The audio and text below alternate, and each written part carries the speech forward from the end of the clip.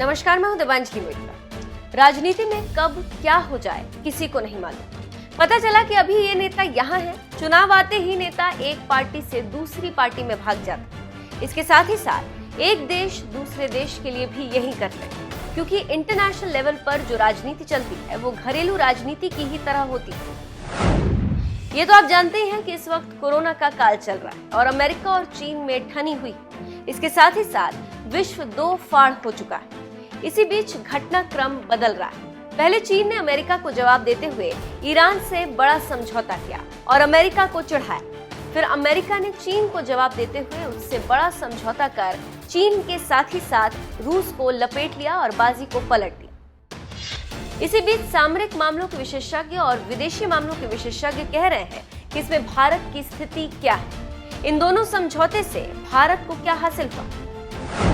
तो इस मामले पर राजनीतिक मामलों के जानकार कहते हैं कि भारत के अरब देशों और इजराइल दोनों ही देशों से अच्छे संबंध हैं।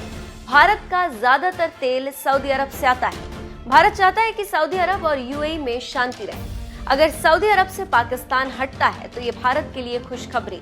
इससे भारत को आर्थिक और रणनीतिक दोनों ही तरफ से फायदा होगा।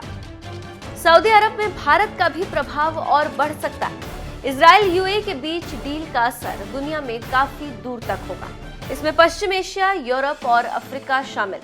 इसके परिणाम से कोई भी अछूता नहीं रहेगा। इसके साथ ही साथ पश्चिम एशिया में अमेरिका के साथ चल रही तनातनी के बीच ईरान और चीन जल्द ही एक महाडील पर समझौता कर सकते हैं। इसके तहत चीन ईरान से बेहद सस्ती दरों पर तेल खरीदेगा। वहीं इसके बदले में पेइचिंग ईरान में $400 अरब का निवेश करने जा रहा है। यही नहीं, ड्रैगन ईरान की सुरक्षा और घातक आधुनिक हथियार देने में भी मदद करेगा। न्यूयॉर्क टाइम्स की रिपोर्ट के मुताबिक ईरान और चीन के बीच 25 साल के रणनीतिक समझौते पर बातचीत पूरी हो गई। हालांकि अभी से ईरान की संसद मजलिस से मंजूरी नहीं मिली। इस डील के 18 पन्ने के दस्तावेजों से पता चलता है कि चीन बहुत कम दाम में अगले 25 साल तक ईरान से तेल खरीदेगा।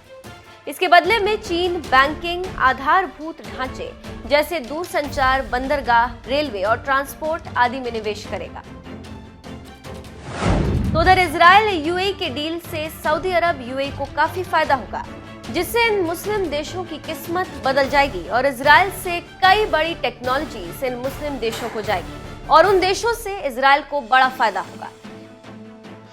इस तरह भारत को बैठे बिठाए ही दोनों तरफ से बड़े फायदे का इंतजार है। इसीलिए सामरिक मामलों के जानकार इसे भारत के लिए बड़ा फायदा मान रहे हैं।